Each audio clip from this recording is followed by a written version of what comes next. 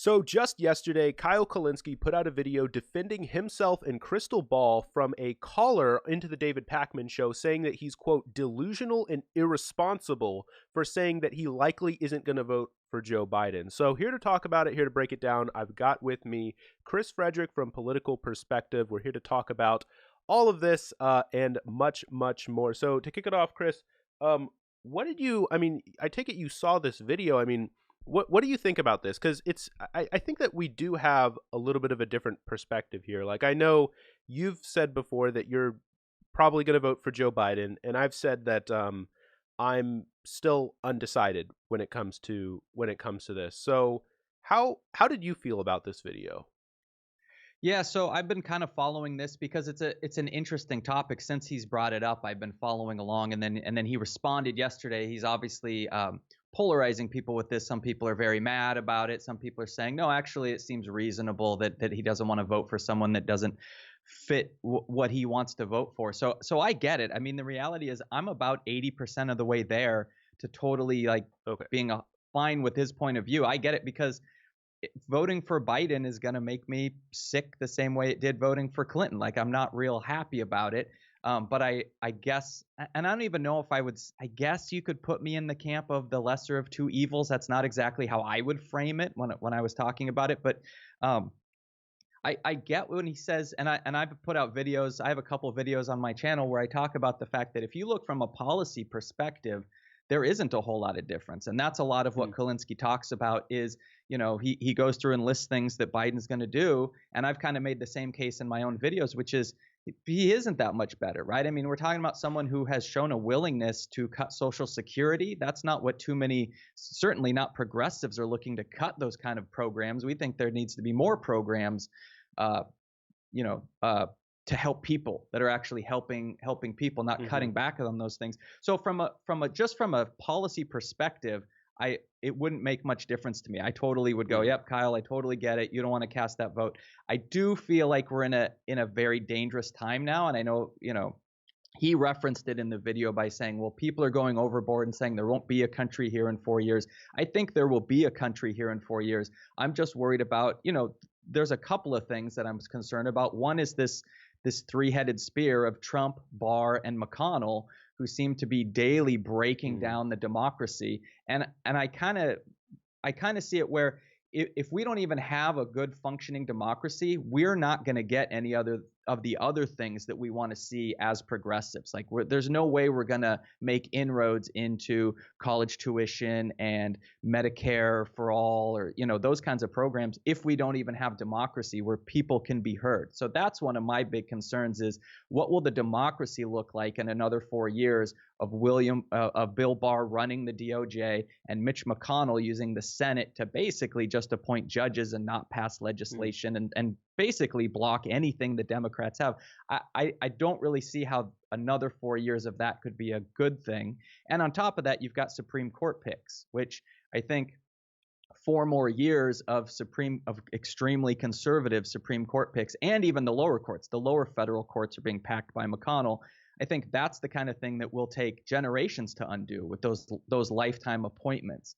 So that's kind of the 30,000 foot view of where I see things. Yeah, I definitely hear that. What I keep coming back to, and you're certainly right to mention McConnell and Barr, but what I keep coming back to is I'm not convinced that it's Donald Trump that's like the truly destructive force. I really feel like it is Mitch McConnell.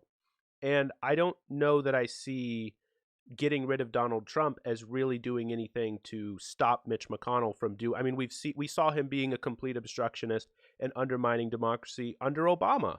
So I sometimes wonder whether or not, okay, we get out Donald Trump, like what are we really accomplishing, especially if Joe Biden isn't going to be returning around and, playing hardball in the same way that Mitch McConnell would. And then you could have the argument, well, do we even want to be playing that kind of hardball that Mitch McConnell is playing? Yeah, I mean, I kind of feel like, and this is just my own opinion, that when it comes to appointing judges, I don't really think Trump has a lot of ideas about who's going to be a good judge and who isn't. I think people are coming to him and saying, here's who you're going to nominate, and then they do it. Where at least with Biden, you would hope that he would kind of stop and go, well, I need someone who's at least in the middle. right? And Well, but he's not right. going to be. Yeah. But I mean, So it's I guess that's part of what I think is dangerous here is those Supreme Court picks I think will be around for a long time. Yeah, so I actually want to go to one of the parts that I think at the beginning was kind of interesting of that video. So Kyle was talking about how, um, they have a different framework, right? So Kyle is saying like I have a different framework as opposed to someone like that particular caller who was saying, oh well, I'm just going to vote blue, no matter who. What do you think like is in that framework that sort of vote blue no matter who framework, and how do you think that differs? I guess. Is that I think, yeah, I mean, it's easy, and people do this with all aspects of their lives, where I think it's easy to get into where you're locked into just two teams. You kind of root for your team, and no matter what, you hate the other team. And I think it's easy to get locked into that without realizing that possibly there are other choices. But in this country, the way our political system is set up, those other choices don't really seem to be viable. I mean, you could vote for a third party candidate, but in some sense, it's the same as not voting, right? And everyone gets everyone gets to choose how their vote goes, right? I'm a big believer in democracy, and that's why I'm not sitting here saying what Kyle Kulinski should vote for or what he should or shouldn't do. I think everyone's vote is their personal opinion. That's what's great about democracy, right? And if you say you like democracy, you have to respect the fact that you got to let people vote how they want to vote then. So everyone kind of has these different views, but I hate to get locked into a system of vote blue no matter who. I mean, I kind of don't agree with that because, well, yeah, we could get someone on the blue side that's just as bad as Trump, right? I mean, I don't think Biden is as bad as Trump, but you could have a scenario like that. You really do have to look at the individuals and judge them based on that, what that person stands for, what you think they'll do, what the outcomes are if that person becomes the president. Yeah, so I mean the way I see it though is when it comes to frameworks is we don't have to get caught into this idea that the only way to engage in politics is through electoral politics. I mean, you mentioned at the beginning here that you were saying you're not quite sure about the phrase of voting for the lesser of two evils. The argument that I think is much stronger, because I agree, like that's not like a particularly compelling or powerful thing. The way I see it though, the stronger position is to say, well, you have an obligation to engage in harm reduction for your fellow citizens and for fellow human beings. And electoral politics is one way to engage in harm reduction. And I actually agree with that argument, and I think that it's like really, really compelling. The question, of course, is first whether or not Joe Biden would truly be a harm reduction candidate. And in that case, I actually do think that you could make the case that there would be some harm reduction. But again, I go back to whether or not electoral politics is the only way to engage in politics. Like, could we create another world or do things independent of electoral politics to try to create a political system independent of how we typically think of it? So, I mean, I oftentimes think of, like, for instance, Occupy Wall Street. Like, I was really young. I was like in middle school when that stuff was going on. And I was still a Republican. I was, growing up kind of like that, in that kind of mindset. But I distinctly remember that. And I read an article about how in the Occupy protest, they were literally building like tents and communities, and they were engaging in politics independently. And then fast forward maybe like a year and a half, I remember I had a project, like an English project, at my school where we were talking about, like, it was like a presentation or whatever, and we were like talking about different protests and whether or not they succeeded and failed. And my teacher had asked me, do you think that Occupy succeeded or failed? And he pointed out to me like, oh, you just said that they didn't succeed in getting any policies passed. So how can you, like, how do you think about this? And I said, well, no, I think they succeeded. And the reason that I came to was basically, well, look, yeah, they may not have, been able to compel or tell people effectively the things that they wanted, but what they did was much better because they demonstrated that the thing that they wanted was possible. By creating, democratic organization, in a park. And I thought that was really right. But sometimes maybe that's a bit too utopian. How do you, how do you feel about that? Yeah, I mean, it would be nice to get some kind of those movements together, but it seems like those kind of movements are few and far between. And then, as you mentioned, it's even questionable whether that was really successful. I mean, you could argue that there were some successes that came out of it, but we still seem to be moving in an area of more inequality, not more inequality. Yeah. And so I guess I'm certainly open to and interested in if there are other areas of attack. It seems like at the moment, though, the main thing is the electoral process Right. seems to be the one that really is gonna move the dial on these kind of things. I mean, how I see it is you can engage in both, right? Like you can go and vote, and you can also be trying to, make a commune or try to form a union or volunteering at your local food bank. But what stops me from saying, well, I absolutely must vote for Biden is this idea, this possibility that actually voting for Joe Biden might undermine the possibility of creating a better world. Like, right, like if Joe Biden is interested in engaging in things like TPP, which Donald Trump says he's opposed to, if Joe Biden is interested in shipping jobs overseas, then the project to form a union in your workplace, the project to engage in local organization is undermined. And so there is a concern that maybe Joe Biden will slow down on some of the issues with climate change for Donald Trump. But if Joe Biden is making it impossible or more difficult to organize an alternative to the current political system, I start to get nervous. Am I making sense? Yeah, and I totally agree with that. But I guess the position I kind of find myself in is we're past the primaries now, essentially, right? So we're down to just having the two choices, and they both seem like they're pretty bad choices. So yeah, you have the Biden scenario where there's going to be bad things that come out of Biden's president. There's absolutely going to be things, especially the progressives are going to hate if he has 4 years in office, right? I don't think you're going to see a big Democratic Party just in love with him. And I think even the people in the center are probably just kind of going to be okay with him. So it's not like he's going to be overwhelmingly popular, and I don't see him bringing about any kind of big thing that's going to, help the people all that much. It's you kind of hit on it, which is the way I've been thinking about it, which is we're just going to slow the decline, right? So I talked about what I'm afraid our democracy will look like 4 years from now if Trump is in office.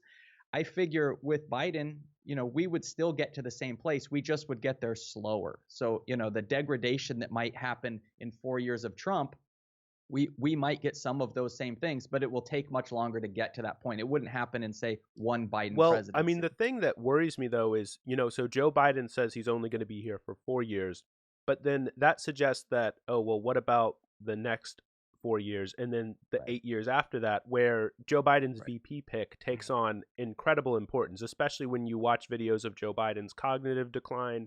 You watch videos where he can't form sentences correctly or coherently.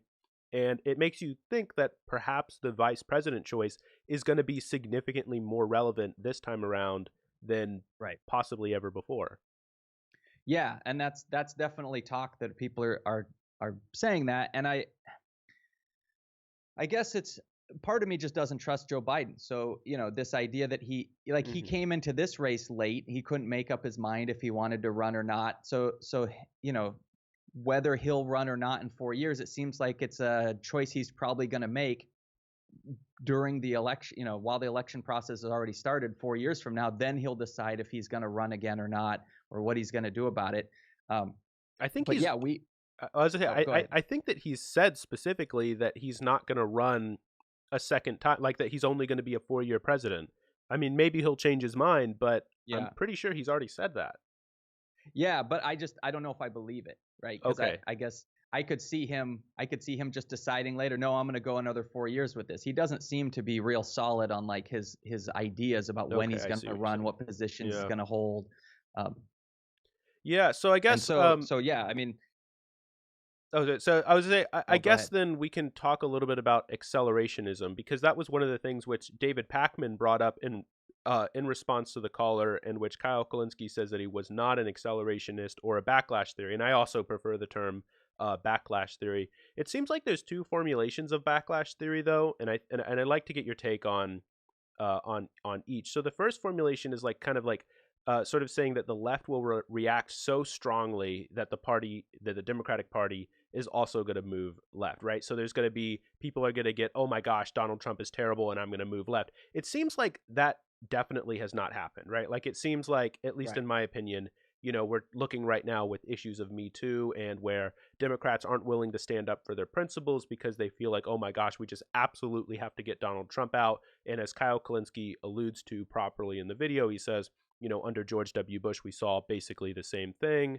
And also, it just seems like there's also a philosophical issue there, which is that, it seems like people determine their opinions by listening to the reasons given by politicians, right? So if the reasons given by politicians move right, then the positions of the people are also going to move right. But then there's a second formulation of backlash theory, which is that the Democrats will, and I think that this is a more compelling formulation of backlash theory. This argument goes something along the lines of Democrats will realize that they need progressive voters, and so they're going to move left, right? Some people argue, well, I'm not going to vote for Joe Biden because we need to teach the Democrats a lesson and teach them the fact that, if you don't vote, if you don't actually accommodate the left, if you don't accommodate progressives, then well, you're not going to ever win again. I'd like to get your take on that formulation of the argument. Yeah, I mean, I've seen this over time, this idea of the backlash theory, and I guess in general, I don't really think that it holds true. I mean, there's a certain amount of pendulum that you get back and forth. A lot of times in a midterm, you'll have voting swing back a little bit against the incumbent and stuff. But I mean, if we're at a point now where what we're in today isn't enough to cause a backlash between all that we've had with President Trump and the, now the stuff related to the virus, if that's not enough to wake people up and kind of go, maybe we need to do things differently, I don't know if it exists. And this idea that the Democrats are going to wake up to the fact that they need the progressives, it seems like both parties are pretty bad about looking at the groups that they need to absorb as voters and then actually capturing those people. It seems to me like the Democrats, they've lost a lot of, working people. There's a lot of working people out there that it seems like they would be served by Democrats, and yet they're voting Republican. And that's because the Democrats don't seem to go out and actually reach groups of people that they should be bringing in, right? I mean, you hear this, there's people speaking out about, that Black Lives Matter and stuff. It's like they're not always super thrilled with the Democrats, and they have their own problems with the Democrats. So if you can't bring in groups like that, it seems to me like the progressive group is going to be pretty hard to bring in. And make part of the bigger Democratic issue. If you think of Democrats as being people like Hillary Clinton and Joe Biden, I mean, that's the whole reason we're having this conversation is the progressives don't really want to be in that group, right? Because it doesn't really represent them. Well, I mean, sometimes I get worried that like the response for the Democratic Party to progressives not voting will just be, okay, well then let me move more so to the center, because it turns out that they actually agree with centrist more than they agree with the left anyway. And they think that they can do that. And that's kind of what we're seeing, in all honesty, right? Like, we're seeing the Democratic Party actively and explicitly courting Republican voters. We saw it with Pete Buttigieg, where he's constantly talking about how, he's looking for the future former Republicans. We're seeing it right now, where we saw some leaked reports maybe yesterday or today, or yesterday or 2 days ago, maybe it was Joe Biden's campaign is creating a group called Republicans for Biden. And they're talking about bringing in Jeff Flake. They're talking about bringing in Bill Krystall. They're talking about bringing in neocons and the kinds of people who you don't want to court, right? Like, it seems like there's just more of an interest among Democrats to win. There's such an interest, I should say, among Democrats to just win that, if the left decides not to vote, maybe their solution to that is, well, we have to win today, right? And so as a result, they just move the party further right by, by courting Republicans. And I'm afraid that that's what we're seeing. Right. And it kind of seems like that's what we are. I mean, I think a claim could be made that the Democrats are moving to the right just by Joe Biden being the nominee. Right. I mean, it seems like that is a move to the right for someone who wants to cut Social Security, for someone. You look at the history that he's had in the Senate. I mean, he's not very far left at all. Yeah. Right. And I mean, I don't know, though. Like, sometimes I do, like, I feel like I wake up on different days, I have different opinions. On some days, I'm like, oh, if progressives don't vote, the Democrats are just going to move right and they're just going to completely abandon progressives.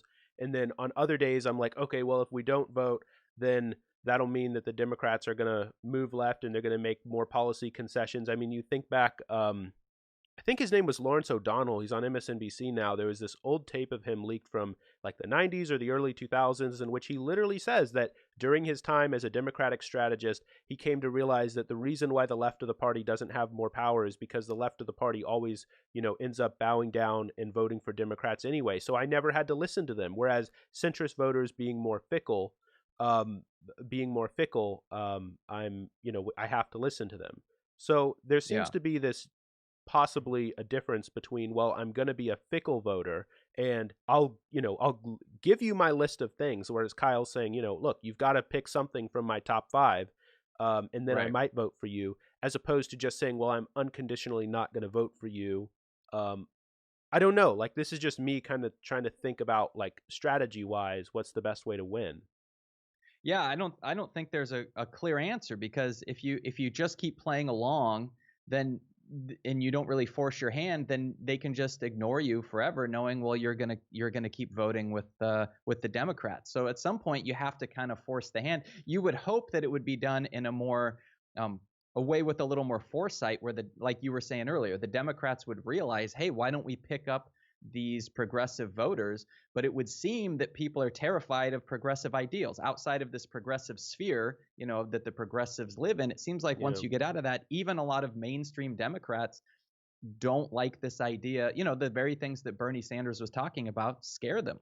And I mean, we see it all over the country. Like, some people like to think it's just in Congress. We see it all over in the country where, you look at New York City's, city council, if a socialist runs or if a progressive, like a lefty left wing runs, that the centrist Democrats will actively try to stop them or try to get them out of office. We see it right now where Democratic, leadership isn't pushing back against attempts to primary members of the squad. Whereas, you try to primary a member of the establishment Democrats, and there's complete freak out. I mean, I think AOC did a good job, made a good point when she pointed out how, look, in any other country, I wouldn't be in the same party as Joe Biden. Like, Right. I feel like, Right. that's absolutely right. Like, in some sense, we love to think that, or at least centrists love to think that they are of the left, if they're Democrats, and they think, well, the left just wants more of the same as we do, and that the disagreements are entirely strategic. They just think that we're capable of doing more than we really are, and I'm just the realistic one. Um, but it seems like sometimes I think that the left actually just genuinely wants different things as opposed to the center of left. Yeah. Yeah, I think it's very different things. I mean, if you look at all the stuff that Bernie Sanders was talking about, that it's completely opposite of Joe Biden. I mean, those two people, kind of like what AOC said. I mean, those two people belong in completely different parties as well. Unfortunately, our system is set up that we don't have that kind of flexibility. We're just locked into Yeah. kind of two ideas. You get to choose from these two ideas, which a lot of times aren't that far from each other.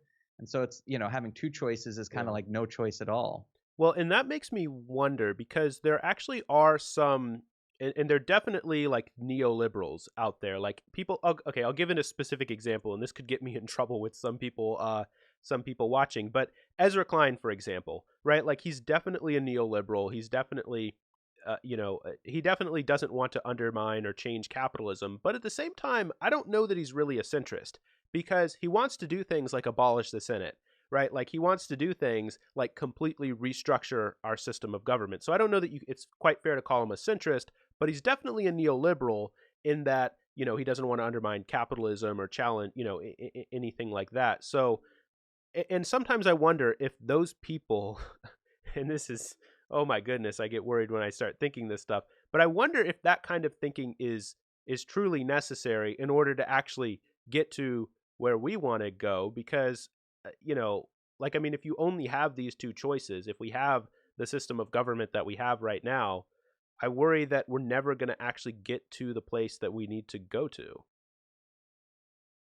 Right. Yeah. I mean, if we just keep seeing the same thing every presidency, and yeah, this person's a little to the left, this person's a little to the right, but you never really see anything different. I mean, you don't see something like, say, an FDR come out where you actually have things where people are seeing something different being implemented, something new. Then it's easy to just always be afraid of those ideas, right? This idea of Medicare for all, which is so scary to a lot of people, if they don't see it being enacted in some way, they have no chance of getting used to that kind of idea. So you just kind of stick to the safety of the middle, right? Or Yeah. roughly the middle. Yeah. Yeah.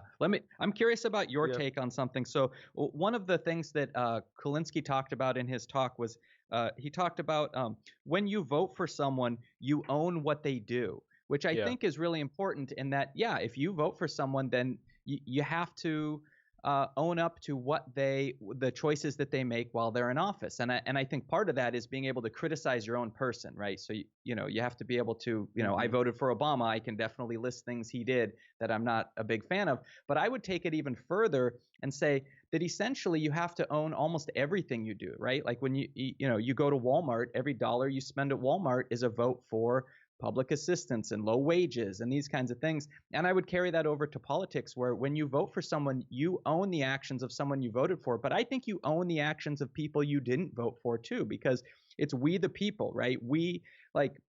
I voted for Hillary Clinton, right? But Donald Trump is still my president. So I still have to own that he is the president of the United States. I am an American citizen. So he represents me, right? When he goes and he's doing foreign policy, he still represents us as a group. So I would take what Kulinski said a step further and say, you own all the actions of everyone in the government, because as a democracy, we're the ones who put them there. They are representing us, even if they don't represent us, in a good way. I feel like, if Trump is in office, I still have to own that. So if I back off and say, well, I'm not going to vote this round because I morally object to both of these candidates, but then that world that we're creating by letting Trump get in there, that's still the world that's left to my kids and my grandkids and me, later on and stuff, that we still have to deal with that. So I would say in reality, you still have to live with those consequences, whether you voted for that individual or not. What do you think of that?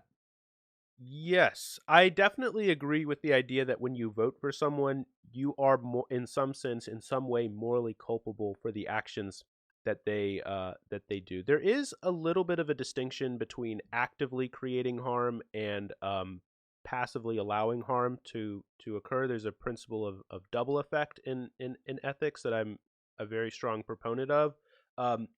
And so there is, I think, a slight distinction between allowing a harm to happen by not voting, especially if you believe that your, refusal to vote will lead in the long run to, a better world. But I actually am more sympathetic than you might think to that argument. I do think that, yes, we are ultimately responsible to all action that occurs. And that's why I think that it really is very important to think about politics as more than just the electoral sphere. I think that, like I said, I don't think that you have an obligation to vote for the lesser of two evils, but I do think that you have an obligation to engage in harm reduction. You have an obligation to make the life of other people better. When the example my dad used to always say to me is, when you go to a restaurant and you make a mess, you have to clean it up, but you don't just clean it up to how you found it. You have to clean it up to better than how you found it. Yeah. And I think that in some sense that's absolutely right. So I think that, you have to, in some ways, do your best. And it's not an easy decision. It's never an easy decision. If you think that it was an easy decision for you to decide to not vote for Joe Biden, or an easy decision for you to decide to vote for Joe Biden, I think that would suggest that you should think a little bit harder. Not that the decision that you ultimately choose is, the thing that I'm worried about, but that you thought hard about it. But I think that, if you're engaged in politics, engaged in trying to build a union, engaged in volunteering at your local food bank, I think that there are other ways to try to make the world better, as opposed to just voting. And in that sense, you really do own those actions. Yeah, because I guess when I look at it, it's kind of the train experiment, right? Where it's like the American people tied down to the tracks, the train's coming, and then Kyle Kulinski sitting there with the lever, like, is he going to vote or not? And the way I understood his take was kind of saying, well, if I don't vote for Biden, then I'm not responsible for the horrible things he's going to do. But the train is still barreling at the American people. I don't know that you well, I didn't pull the lever. I'm not to blame for those lives that got lost. It's still your actions help determine whether people get hurt or not, right? Yes. I mean, I I'm not a utilitarian, so I'm not gonna sit here and discourse too much on the trolley problem. But I do think that we just have a general obligation to make society better, to make the world a better place how you see it. I mean, when it comes to the issue of voting, I don't know that it's super clear that like your vote individually makes a distinct difference in terms of the outcome of an election. It's incredibly unlikely. So I don't know that Kyle is making a position. I mean, Kyle's making a position for himself. He's not telling what other Right. people should do. So I Right. don't know how strong that sort of connection is. Like I said, I just think you have an obligation to make the world a better place, and there's a lot other ways to do that besides voting. In my opinion. Yeah, which is absolutely a fair point, right? Yeah.